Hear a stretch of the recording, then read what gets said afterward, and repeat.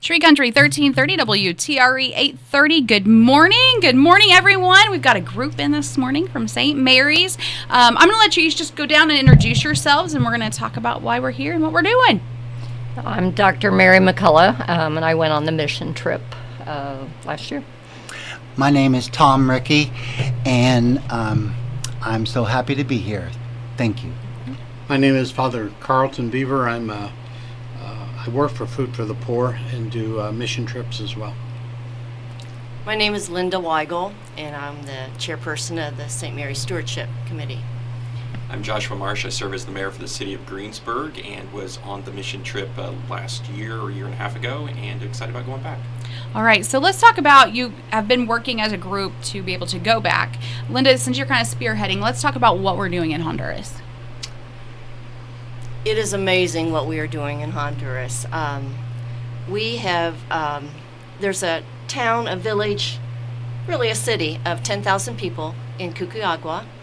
And the mayor there, we met him and the wonderful council people.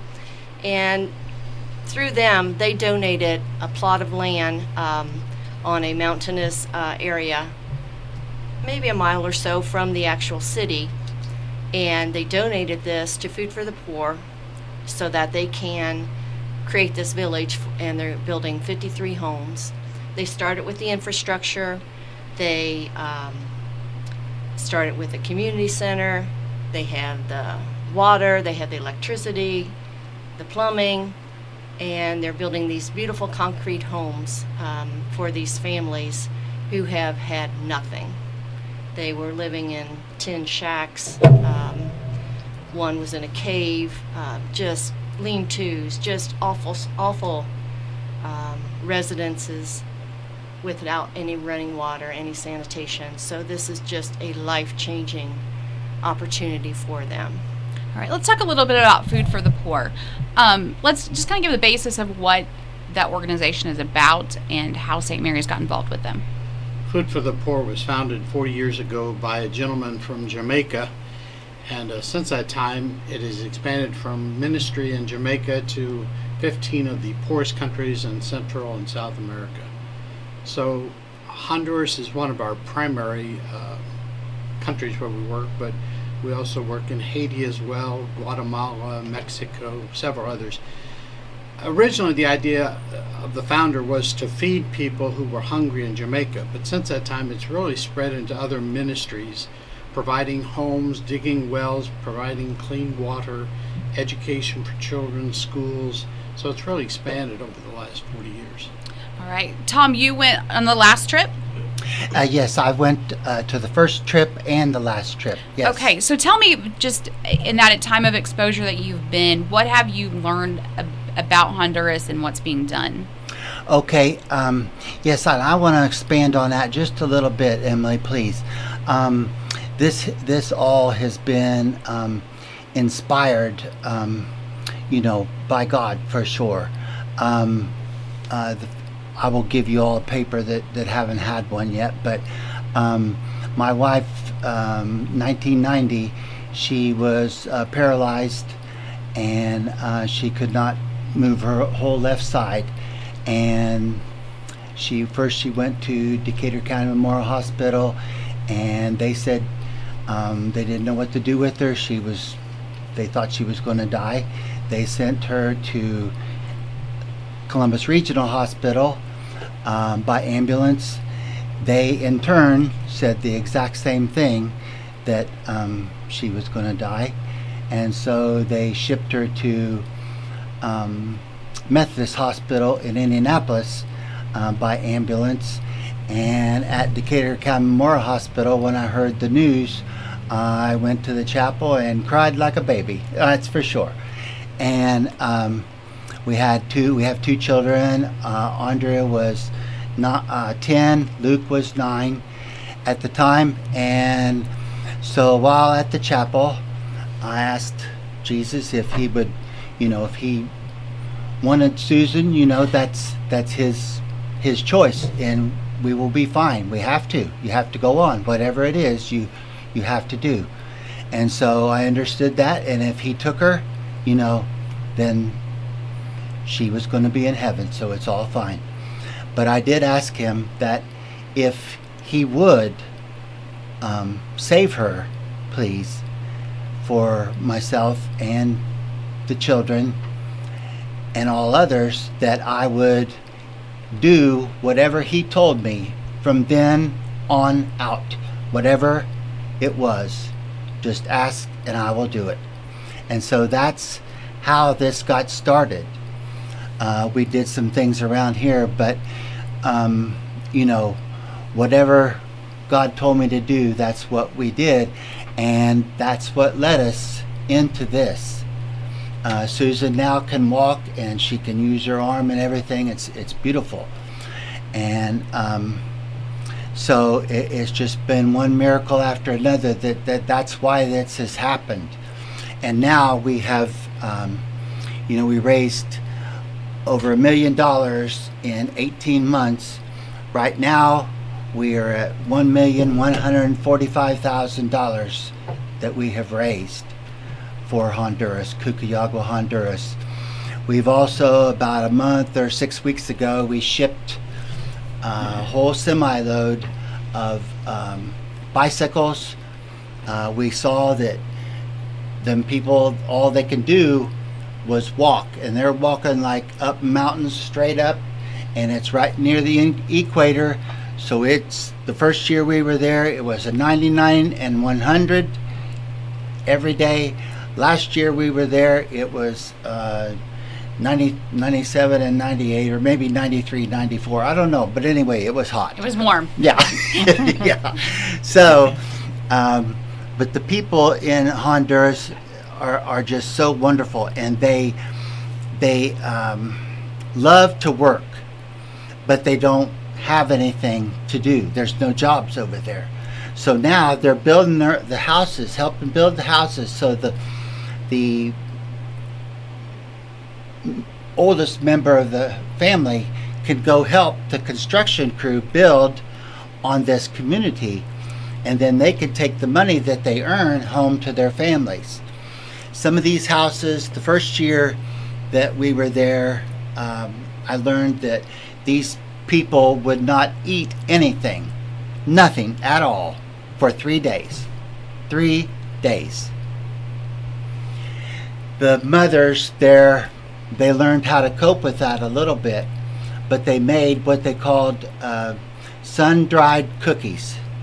What they do is they take some dirt and a little bit of water, and they'd pat it, and the mamas would pat it, and they'd lay it in the sun. And when it got dried, they would give that to the children to eat. That's all they had. Please know that, they did everything they could to find something before they would ever do that. That's all they had to make them get rid of their hunger pangs. Vastly different from here in Greensburg. It's vastly different from here in Greensburg, what we have Yes. to offer. Now, Dr. Yes. McCullough, you've been on several other mission trips as well, but also been going to Honduras. So kind of give us an idea of what, when you go and see them working towards this goal of a village. I've mainly gone to Haiti, and I've been there for 15 years. Since we weren't able to go anymore safely, we felt for our group, because of the gang violence there, that's how I got involved with the Honduras trip. I thought, well, maybe there's something I can do there.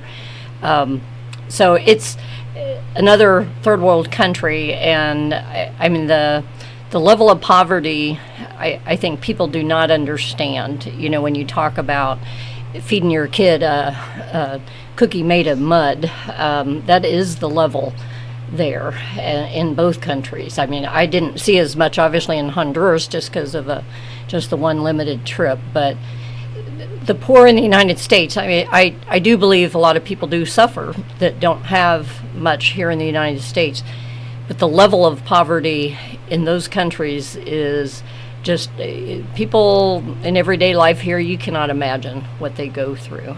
And seeing the project that they're doing with Food for the Poor, I was really impressed. We've done a lot in Haiti, and we've had some help from Food for the Poor in Haiti, but they can't do much for us now with everything there.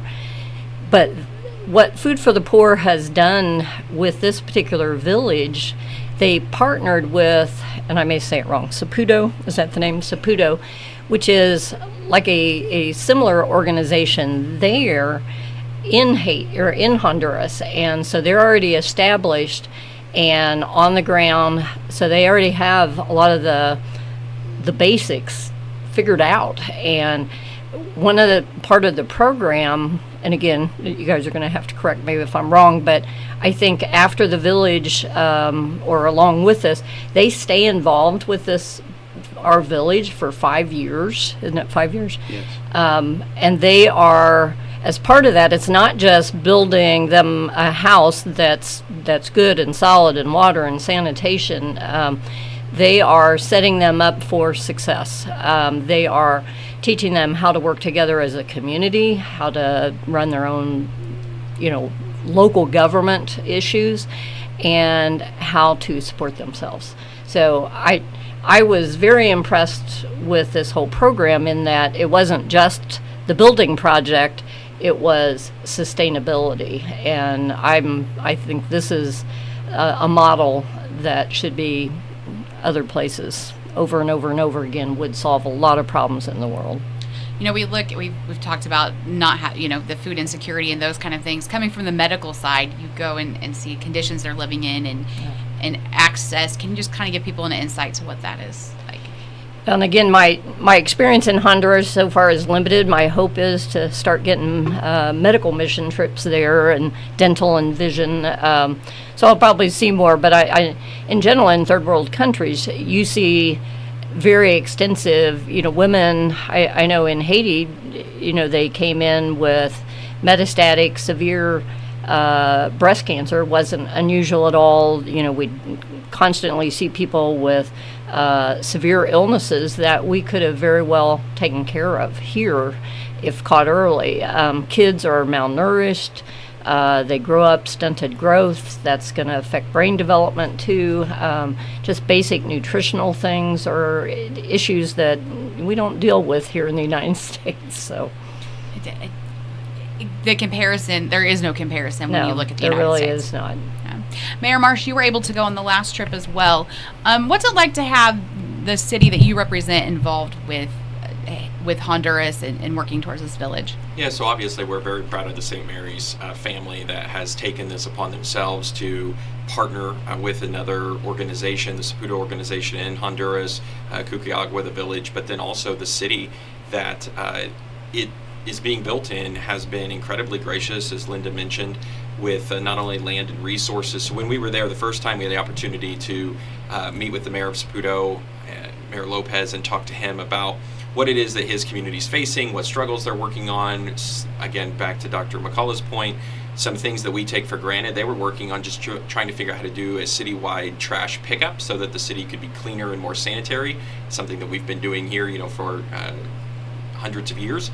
But that's sort of new to them. They were working to buy a municipal ambulance so that they could transport people from Saputo or from Cuquiagua over to the neighboring city, which was next door at 40 miles or an hour and a half to get there through the mountains. So they had no ambulance. If you called an ambulance or called for medical assistance, it would maybe take 2 to 3 hours to get there and or back. So it's sort of interesting to see the government side of it too. We had a great meeting with his team and the engineers that work on the project about how do they get water and how do they deal with the wastewater from the village. So it's been interesting, and it's been an opportunity to talk about infrastructure here, what we do, how we structure it, from something as simple as you're like, well, what is relative? Well, we all have to pick up trash. Right? We all want to provide medical assistance where we can, and fire protection. Law enforcement's on a national basis in Honduras, so there are no local law enforcement agencies. It's just the national police. So that's slightly different. And then we also had the opportunity to meet with the mayor and the team from San Pedro Sula, which is their largest city, which is a little bit different conversations, but they were really focused on education and public education. Making sure that the kids in the community were treated better, had a better environment, could receive some nutrition, education, etc. So it's an opportunity for Greensburg and Kukiagwa to continue to work together in the future.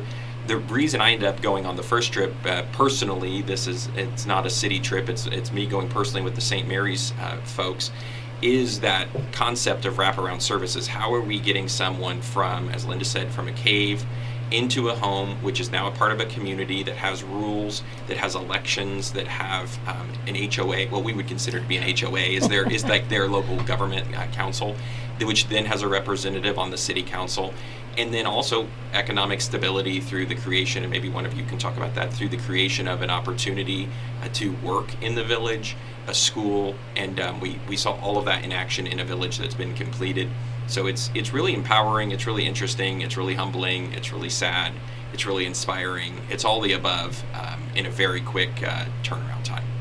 So you guys are gearing up to go back this fall, going back in October. So when you go back, and anyone can take this question, what does this trip look like? What is the purpose of this trip, and what will be happening during this mission trip? Yes, what we're going to be doing is October 6th through 10 this year.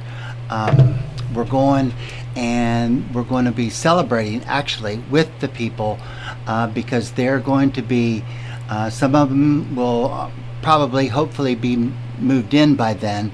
So, and they're building houses by now. I think right now they probably have almost 35 houses built already.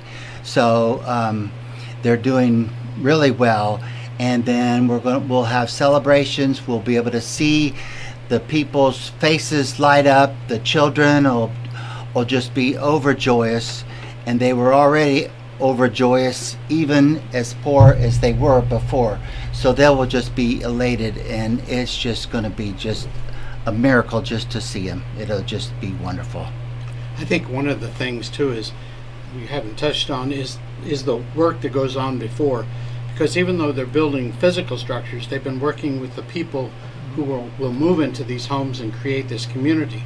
So they've chosen, for example, a leader of their community. They have a group who will be guiding or governing the community, but they also had to do lots of individual work, because these are people who have lived in dumps, in garbage dumps, by the side of the road, all kinds of different places, and they've lived as individuals just seeking to survive. So now you have to teach them how to work together as families, as community, as one body. So that has been part of the work too. So it's really building a community from the ground up at this point. Exactly, is what yes. is happening. I'd like to share a story that happened the last time we were there. We were at a completed village, and these homes are just basic. They're concrete, so they'll withstand the hurricane winds and rain. There's a kitchen area, there's a bathroom, there's 2 bedrooms. And then they have a back porch where they have their scrub board for their washing machine, and a big sink and an outdoor stove. But the one lady, she just really impressed me. She was so thankful that she had this house, and she said, "This is my castle." And that just really stuck with me. It puts things really into perspective as we are here in America, in a town that's thriving and a community that's supportive, to then go and see them slowly building this. Economically, how, and Mayor Marsh touched on it somewhat, but economically, how will that continue to grow for them in this community and be able to support themselves? Do we have a concept? Go ahead, Dr. Mary. Well, I think you can give better details, but I was just impressed that they did meet one-on-one with these people and figured out what was their interest, what were their skills, what was marketable, how they would be able to support themselves. So I don't know, you can give better details on that. What they will be doing, Food for the Poor and Saputo, the in-country partner, they will teach the women how to sew. They have, a bunch of them come in there. They know how, teach them how to sew. They teach the people, the men and the women. And matter of fact, there was as many women as there was men learning how to weld. And they were welding hospital beds together, and then they were actually shipping them to another portion where they had a hospital. So they were getting money for that they can take home to their families. So they are teaching them a lifelong income for themselves. And they teach them how to make these tortillas, corn tortillas, and they sell them. We also, when we shipped the products to them, we saw they had to walk everywhere, so we shipped. St. Vincent de Paul sent 40 bicycles from Indianapolis, who Father Carlton works with, and Decatur County Memorial Hospital right here in Greensburg sent rehabilitation equipment that Linda Weigel got lined up for them. And we also sent them shoes and clothes, toys. We ended up 77 bicycles we shipped them. We had a whole semi-trailer full, and we could almost close the door, and then we could close the door. That's how full it was. It was so beautiful. But the houses they're going to live in are 24 by 24. That gives you the dimensions of what they have. And so and they don't have doors. They have curtains that they just slide. So that's what they have. They may have a door to their bathroom now. Maybe they have that, but that's it. Many of these communities, too, we have about 15 communities like this in Honduras. So in each of the communities, they kind of, through their own leadership, develop sustainable jobs. For example, one of the communities, all the communities have water purification systems. They have sanitation systems. So in one community, they take the water that they purify is used in the community, but then the excess water is also sold to others outside the community, for which they receive payment, which sustains the jobs and also sustains the water purification. All right. So it's, as the communities continue to build and you continue to be involved, you've worked really hard on fundraising. Linda, you said a little over $1 million at this point? Yes. And it's not only people at St. Mary's who have given money to us, but the generous people of Decatur County. We've gone to 4 other churches around the area. Even across the United States, Father Carlton Beaver has been speaking for Food for the Poor, especially in California, Arizona, all different places, promoting this. We even had a parishioner, Glenn Tebby, who knew a childhood friend from Brookville, and he knew a priest that was in Illinois, and he was very involved with Food for the Poor, and when he passed away, he donated quite a good sum of money to our cause. So it's just not here in Greensburg, it's just touched a lot of people across the country. So as you guys gear up to head back in October, and Dr. McCall, you're not going on this one? No. Okay. But what are you most looking forward to as you go back? Those smiling faces and the dedication is just going to be just awesome. Lots of tears. I'm kind of looking forward to the same thing. I'd like to see a lot of the people who we met on the last trip, see how their lives have changed, see how they're adjusting to living in this new community. So, yeah, the same thing. Yeah, the same thing. I must reiterate, it'll be tears of joy, that's for sure. Tears of joy. It'll be wonderful. And I also want to add that a lot of schools around here we had what we call penny wars. And let's see, St. Mary's School, Oldenburg Academy, North Decatur Elementary, South Decatur Elementary, North Decatur High School, South Decatur High School, Greensburg High School, Good Shepherd Christian Academy, all had penny wars. And the students would all get together and they would see which class could raise the most money. And it was just so wonderful. And I know for a fact the schools all come together, they work together. And that was such a beautiful thing, you know, because with sports and all, you have to compete against the other school, but this was opposite. They worked together and they combined over the 2 years that we raised money for them. They had enough money to build a house for a family to go into. So that's over $9,800 they raised. Matter of fact, if I recall correctly, I think in the 2 years, those schools combined to raise $12,000 to $13,000, right in that range. How amazing too to have our community, especially the kids here in our community, being able to learn about this and support the cause. Yes, it's been so wonderful for them because they realize,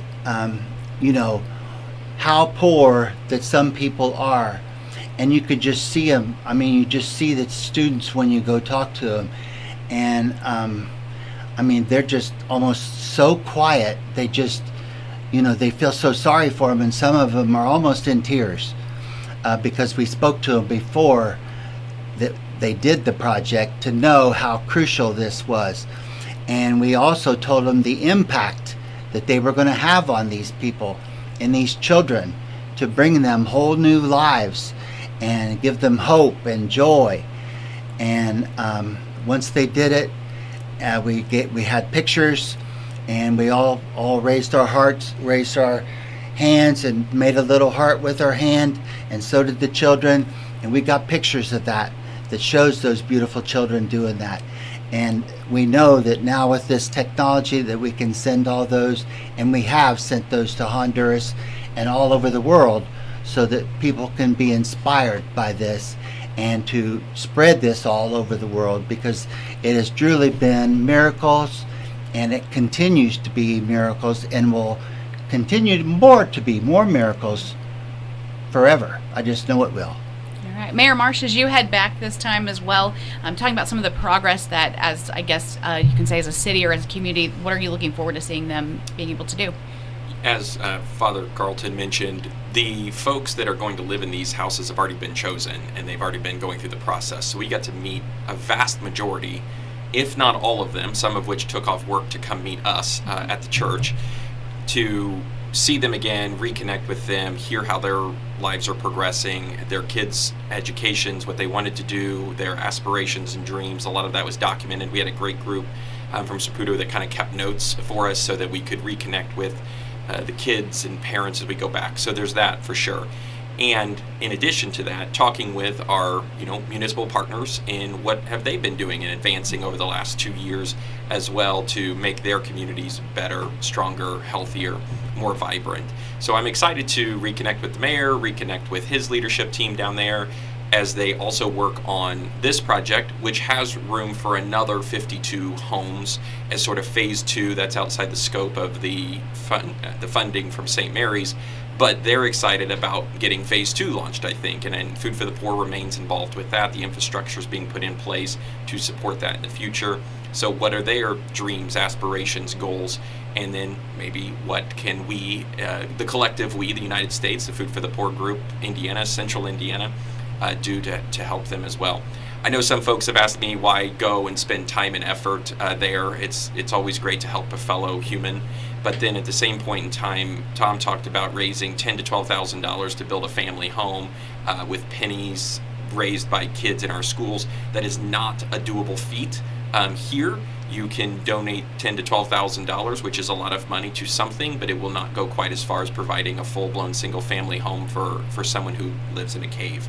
So I think that the impact that we're having on our fellow man is monumental, and I'm excited to actually see that come to fruition. Last time we were there, it was a giant dirt lot on top of a mountain in the sun, in the wind, and it was really, really interesting. We talked about the view as well. It's $1 million view anywhere else in the world, and so the people that live there are going to be much better served because of the hard work by all of the folks at this table that have dedicated time, talent, resources, lives to doing it. And so they should be commended, and everybody who's donated any type of money, effort, bicycles, healthcare equipment is playing a huge role in making those improvements. All right, so the admission trip will be coming up October 6th. I'm sorry. If people have questions, want to donate, those kind of things, what's the best contact? Please contact myself, Tom Rickey, at 812-614-3341. And you can also reach my wife, and I read the email too, but it goes to susanrickey@hotmail.com. All right, great work being done. We're excited to see what's to come, and hopefully we can get some of that back here to the United States during this trip. So thank you all for being here this morning, and we look forward to hearing more about it. It's 9 o'clock on Tree Country 1330.